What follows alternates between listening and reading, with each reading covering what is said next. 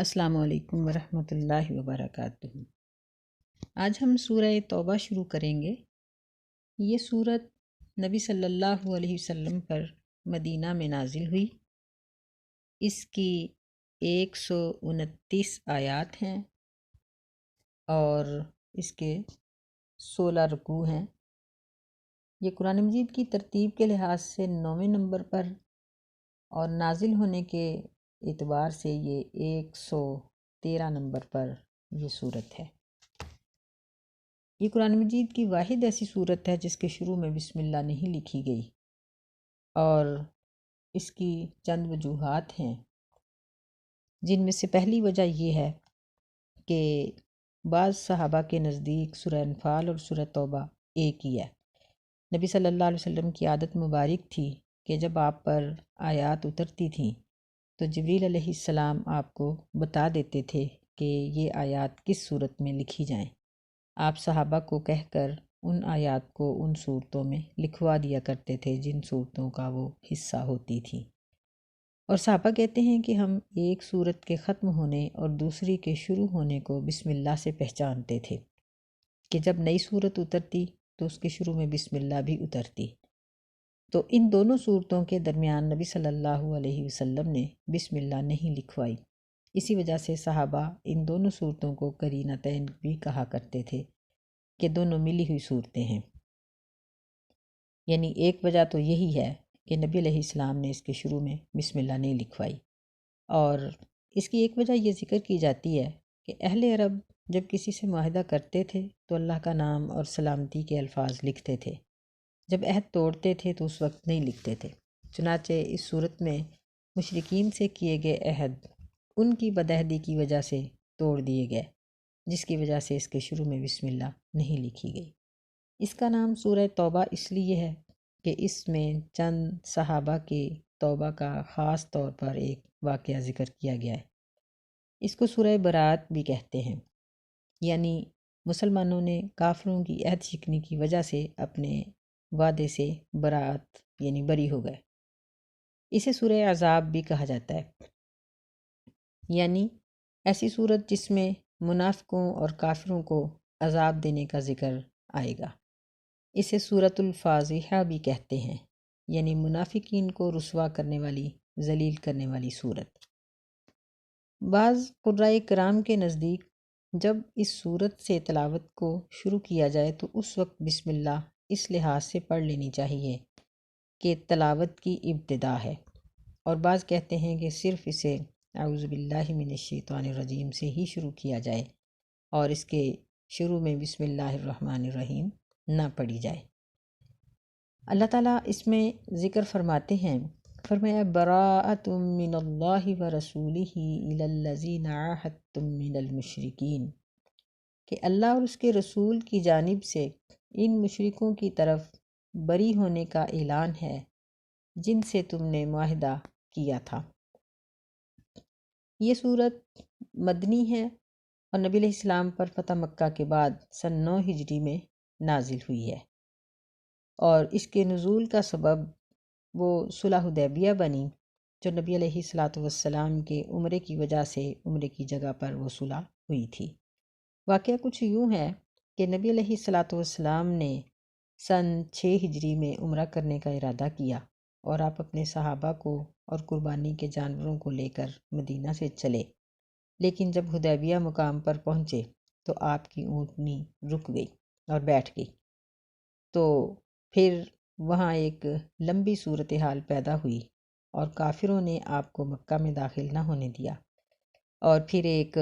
معاہدہ طے پایا جس کا مفصل ذکر 26ویں پارے میں سورہ الفتح میں انشاءاللہ آئے گا۔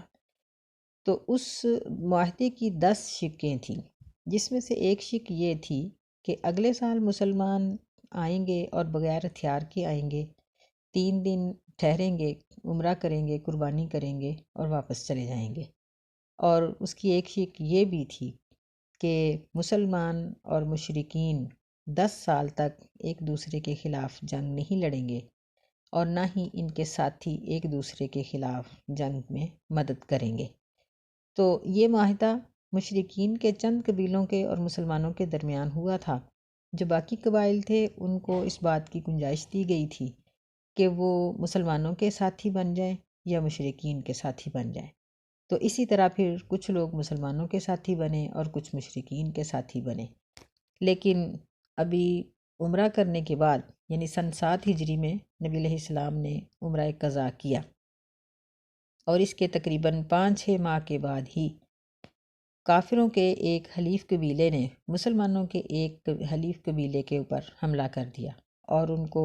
تہہ تیگ کیا، ان کا مال اسباب لوٹ لیا اور ان کو بری طرح سے قتل کیا۔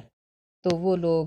نبی علیہ السلام کے پاس روتے ہوئے پہنچے کہ دیکھیے کہ ہم آپ کے حلیف تھے، ساتھی تھے، تو مشرکین کے ساتھیوں نے ہمارے ساتھ کیا سلوک کیا ہے، اور مشرکین مکہ نے ان کی مدد بھی کی ہے۔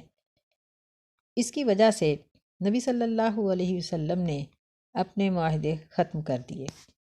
اور معاہدے کو ختم کرنے کے بعد مشرکین کی طرف اس بات کا پیغام بھیج دیا گیا کہ یہ معاہدہ تمہارے ساتھ جو کیا گیا تھا یہ ختم ہے۔ اور پھر ان کی اس عہد شکنی کی وجہ سے مسلمانوں نے فتح مکہ کی تیاری کی، جو بالآخر فتح مکہ کی صورت میں مکمل ہو گئی۔ فتح مکہ ہو جانے کے بعد اللہ تعالیٰ نے یہ صورت نازل فرمائی، اور مسلمانوں کو یہ کہا گیا کہ مشرکین کی طرف اس عہد سے بریت کا اعلان کر دیا جائے۔ فتح مکہ 8 ہجری میں ہوئی ہے، اور مسلمانوں نے پہلا حج 9 ہجری میں کیا ہے، جن میں ابو بکر رضی اللہ تعالیٰ عنہ کو نبی علیہ السلام نے مکہ سے مسلمانوں کا امیر مقرر کیا، اور وہ ان کے ساتھ حج کے لیے آئے، اور سیدنا علی رضی اللہ تعالیٰ عنہ یہ حبشہ سے مسلمانوں کو ساتھ لے کر آئے، اور نبی علیہ السلام نے سیدنا ابو بکر رضی اللہ تعالیٰ عنہ کو کہا کہ وہ عرفات میں ان 4 چیزوں کا اعلان کر دیں۔ پھر آپ نے سیدنا علی رضی اللہ تعالیٰ عنہ کو کہا کہ اعلان آپ کریں گے۔ تو سیدنا ابو بکر رضی اللہ تعالیٰ عنہ کی اجازت سے، کیونکہ وہ اس وقت امیر حج تھے، سیدنا علی رضی اللہ تعالیٰ عنہ نے یہ 4 اعلان عرفات کے میدان میں کیے۔ پہلا یہ تھا کہ آئندہ سال کوئی بھی مشرک حج نہیں کر سکے گا۔ دوسرا اعلان یہ تھا کہ کوئی بھی مشرک ننگے ہو کر بیت اللہ کا طواف نہیں کر سکے گا، اور ایک اعلان یہ تھا کہ آئندہ کوئی بھی مشرک یہاں رہائش نہیں اختیار کر سکے گا، یا تو مسلمان ہو جاؤ اور یا پھر یہاں سے نکل جاؤ۔ اور ایک اعلان یہ تھا کہ کوئی بھی مشرک جنت میں نہیں جا سکے گا۔ سیدنا علی رضی اللہ تعالیٰ عنہ نے یہ 4 اعلان کر دیے، اور یہ بھی ان کو بتا دیا گیا کہ ہمارے اور تمہارے جتنے بھی معاہدے تھے وہ سارے ایک مدت کے بعد ختم ہو گئے۔ براءۃ من اللہ ورسولہ الی الذین عاہدتم من المشرکین۔ اللہ اور اس کا رسول صلی اللہ علیہ وسلم بریت کا اعلان کر دیتے ہیں مشرکین کے عہد میں، یعنی ان لوگوں کی طرف جن کی طرف تم نے مشرکوں میں سے عہد کیا تھا۔ فَسِیحُوا فِی الْأَرْضِ 4 اشہر، پس تم چلو پھرو زمین میں 4 مہینے۔ وَاعْلَمُوا أَنَّکُمْ غَیْرُ مُعْجِزِ اللہ، اور جان لو کہ بے شک تم غیر معجز اللہ وَأَنَّ اللَّهَ مُخْزِي الْکَافِرِینَ، کہ بے شک تم اللہ کو عاجز کرنے والے نہیں ہو، یعنی اللہ تعالیٰ کو بے بس نہیں کر سکتے، اور بے شک اللہ تعالیٰ کافروں کو ذلیل و رسوا کرنے والا ہے۔ یعنی ان کو 4 ماہ کی مہلت دے دی گئی۔ اب یہ 4 مہینے کون سے تھے؟ بعض کے نزدیک یہ حرمت والے مہینے ہیں۔ وہ یہ کہتے ہیں کہ چونکہ 10 ذی الحجہ کو حج ہو رہا تھا، اور اس کے بعد محرم کے اختتام تک یہ 50 دن مشرکین کو دیے گئے کہ تم ان دنوں میں اپنا فیصلہ کر لو، یا تو تم مکہ چھوڑ دو اور یا پھر مسلمان ہو جاؤ۔ لیکن اکثر مفسرین کے نزدیک یہ 10 ذی الحجہ سے 4 مہینے بنتے ہیں، یعنی 10 محرم، صفر، ربیع الاول اور 10 ربیع الثانی تک یہ 4 مہینے ان کو مہلت دی گئی کہ تم ان 4 مہینوں میں اپنا کوئی بندوبست کر لو، اور یا تو مسلمان ہو جاؤ یا پھر مکہ چھوڑ دو۔ اگر ایسا نہیں کرو گے تو پھر اللہ تعالیٰ تمہیں ذلیل و رسوا کر دیں گے۔ وَأَذَانٌ مِّنَ اللَّهِ وَرَسُولِهِ إِلَى النَّاسِ يَوْمَ الْحَجِّ الْأَكْبَرِ، اور اعلان ہے یہ اللہ کی طرف سے اور اس کے رسول صلی اللہ علیہ وسلم کی طرف سے ان لوگوں کی طرف، یعنی جو مشرکین ہیں، مشرک لوگوں کی طرف، یوم الحج الاکبر، حج اکبر کے دن، ان اللہ بریء من المشرکین ورسولہ، کہ بے شک اللہ تعالیٰ بری ہے مشرکوں کے عہد سے اور اس کا رسول بھی صلی اللہ علیہ وسلم۔ فَإِن تُبْتُمْ فَهُوَ خَيْرٌ لَكُمْ، بس اگر تم توبہ کر لو گے تو تمہارے لیے یہ بہتر ہے۔ وَإِن تَوَلَّيْتُمْ فَاعْلَمُوا أَنَّكُمْ غَيْرُ مُعْجِزِ اللَّهِ، اور اگر تم پھر جاؤ گے، منہ موڑ لو گے، تو بے شک تم نہیں عاجز کرنے والے اللہ تعالیٰ کو۔ وَبَشِّرِ الَّذِينَ كَفَرُوا بِعَذَابٍ أَلِيمٍ، اور خوشخبری دے دو کفر کرنے والے لوگوں کو دردناک قسم کے عذاب کی۔ یہ وَأَذَانٌ مِّنَ اللَّهِ، یہ حج اکبر کا دن ہے اور اس سے مراد 10 ذی الحجہ ہے۔ بعض لوگ کہتے ہیں کہ جو حج جمعہ کے دن آتا ہے اسے حج اکبر کہتے ہیں، یہ غلط ہے۔ دراصل مشرکین مکہ عمرہ کو حج اصغر کہتے تھے، اس لیے اللہ تعالیٰ نے یہاں حج اکبر کہہ کر یہ بات واضح کر دی ہے کہ اس سے مراد عمرہ نہیں ہے بلکہ حج ہے، اور لوگوں کو یہ بات واضح کر دی کہ یہ اللہ کا تمہارے اوپر کرم ہے کہ اللہ نے اتنے غصے کے باوجود پھر تمہیں 4 ماہ کی مہلت دے دی ہے کہ ان 4 مہینوں میں تم سوچ لو کہ کیا کرنا چاہتے ہو، کہ یا تو مسلمان ہو جاؤ یا پھر مکہ چھوڑ دو، کیونکہ اب مکہ میں رہنے کے لیے تمہیں مہلت نہیں دی جائے گی۔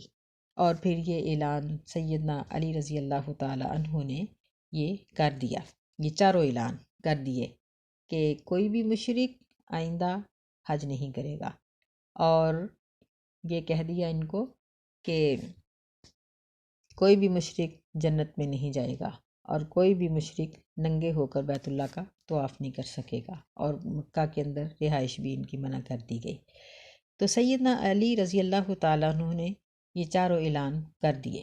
آگے فرمایا کہ إِلَّا الَّذِينَ عَاهَدتُّم مِّنَ الْمُشْرِكِينَ، مگر وہ لوگ جن سے تم نے مشرکین میں سے عہد کیا ہے، ثُمَّ لَمْ يَنْقُصُوكُمْ شَيْئًا، پھر انہوں نے عہد میں تمہارے ساتھ کوئی کمی نہیں کی، وَلَمْ يُظَاهِرُوا عَلَيْكُمْ أَحَدًا، اور انہوں نے تمہارے خلاف کسی کی بھی مدد نہیں کی، فَأَتِمُّوا إِلَيْهِمْ عَهْدَهُمْ إِلَى مُدَّتِهِمْ،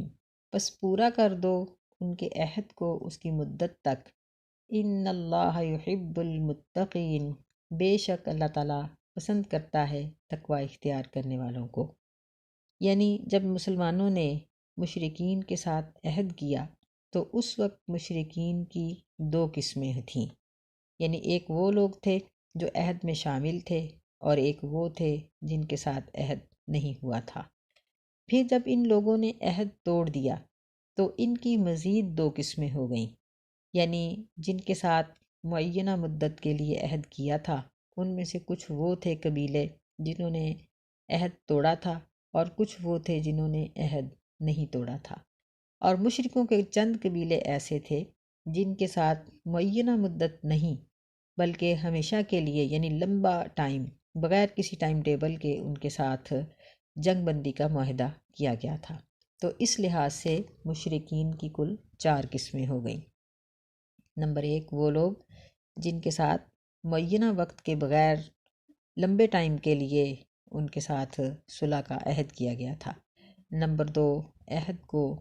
توڑنے والے جو معینہ مدت کے لیے تھے۔ نمبر 3 جنہوں نے عہد نہیں توڑا۔ نمبر 4 جن کے ساتھ کسی قسم کا عہد ہوا ہی نہیں۔ تو یہ سارا ایکشن جو لیا گیا تھا یہ ان لوگوں کے بارے میں تھا جنہوں نے عہد توڑا، اور جن کے ساتھ معینہ مدت کے لیے عہد کیا گیا تھا اور انہوں نے نہیں توڑا تھا، ان کو بھی 4 مہینے کی مہلت دے دی گئی کہ تم لوگ اس مدت کو پورا کرو، اور اس کے بعد تم لوگ یا یہاں سے نکل جاؤ اور یا پھر مسلمان ہو جاؤ۔ اللہ تعالیٰ نے مسلمانوں کو کہا کہ فَأَتِمُّوا إِلَيْهِمْ عَهْدَهُمْ إِلَى مُدَّتِهِمْ، کہ ان کی مدت تک ان کے عہد کو پورا کرو، کہ بے شک اللہ تعالیٰ ان اللہ یحب المتقین، تقوی اختیار کرنے والوں کو بے شک اللہ تعالیٰ پسند کرتا ہے۔ فَإِذَا انْسَلَخَ الْأَشْهُرُ الْحُرُمُ فَاقْتُلُوا الْمُشْرِكِينَ حَيْثُ وَجَدتُّمُوهُمْ، بس جب حرمت والے مہینے چلے جائیں بس تم جنگ لڑو مشرکین کے ساتھ، یعنی فَاقْتُلُوا الْمُشْرِكِينَ، مشرکین کو قتل کرو، حیث وجدتموہم، جہاں بھی تم ان کو پاؤ، وَخُذُوہم، اور ان کو پکڑ لو، وَاحْصُرُوہم، اور ان کو قید کر لو یا ان کا رستہ بند کر دو، وَاقْعُدُوا لَهُمْ كُلَّ مَرْصَدٍ، اور ان کے لیے بیٹھو ہر مورچے پر، یعنی ہر گھات پر ان کے لیے بیٹھو۔ فَإِن تَابُوا وَأَقَامُوا الصَّلَاةَ وَآتَوُا الزَّكَاةَ فَخَلُّوا سَبِيلَهُمْ، بس اگر وہ توبہ کر لیں اور نماز کو قائم کریں اور زکوٰۃ کو ادا کریں، فَخَلُّوا سَبِيلَهُمْ، بس ان کا راستہ چھوڑ دو، ان اللہ غفور الرحیم، بے شک اللہ تعالیٰ بخشنے والا رحم کرنے والا ہے۔ یعنی جب یہ حرمت والے مہینے چلے جائیں، اکثر مفسرین کے نزدیک یہ 10 ربیع الاول تک کی مہلت ہے، کہ جب یہ 10 ربیع الاول کی مہلت ختم ہو جائے تو اس کے بعد پھر تم ان مشرکوں کو قتل کرو، یعنی ان کو وہاں مکہ کے اندر رہنے کی اجازت نہیں ہے، بلکہ مکہ کو خالی کر دو، یعنی مکہ کے اندر کوئی مشرک نہ رہے۔ مشرکین کی رہائش کی وجہ ہی تھی کہ نبی صلی اللہ علیہ وسلم نے 9 ذی الحجہ کو حج نہیں کیا، بلکہ آپ نے مکہ کے پاک ہونے کا انتظار کیا، اور اگلے سال تک جب یہ مہلت ختم ہو چکی تھی، 4 مہینے ختم ہو چکے تھے، اور مشرکین یا تو مسلمان ہو چکے تھے یا پھر وہاں سے کوچ کر گئے تھے، پھر نبی صلی اللہ علیہ وسلم نے 10 ذی الحجہ کو حج کیا ہے۔ تو یہاں بھی یہی حکم دیا جا رہا ہے کہ اگر یہ اس کے بعد بھی مسلمانوں کے حکم کی خلاف ورزی کریں گے تو پھر ان کو قتل کر دیا جائے۔ تو واقعی بات ایسی ہی ہے کہ اسلام کے اس حکم کے اندر شدت نہیں پائی جاتی، کیونکہ دیکھیں کہ دنیا کی تاریخ اس بات کی گواہ ہے کہ صرف مسلمان ایک ایسی قوم ہے جو اپنے دشمن کو اپنا رستہ لینے اور اپنا سامان سمیٹنے کے لیے مہلت دیتی ہے، ورنہ دیکھیں کہ فاتح قومیں جن ملکوں میں داخل ہوتی ہیں وہاں وہ کیا کچھ کرتی ہیں، کس طرح خون کی ندیاں بہائی جاتی ہیں، کس طرح ان کے مال اور ان کی عزتیں لوٹی جاتی ہیں۔ لیکن مسلمانوں نے کافروں کو تھوڑی دیر نہیں 4 ماہ کی مہلت دی، پھر اس کے بعد بھی یہ کہا کہ اگر وہ توبہ کر لیں اور ظاہری طور پر وہ نماز کو ادا کریں اور زکوٰۃ کو ادا کریں، تو پھر ان کے دل کی حالت کو نہ دیکھو کہ دل سے کیسے ہیں۔ یہ 2 چیزیں جب سامنے ہوں کہ نماز بھی وہ ساری پڑھتے ہیں اور زکوٰۃ بھی وہ صحیح اسلام کے مطابق دیتے ہیں، فَخَلُّوا سَبِيلَهُمْ، تو ان کا راستہ چھوڑ دو، یعنی پھر ان کے ساتھ قتال نہیں کرنا،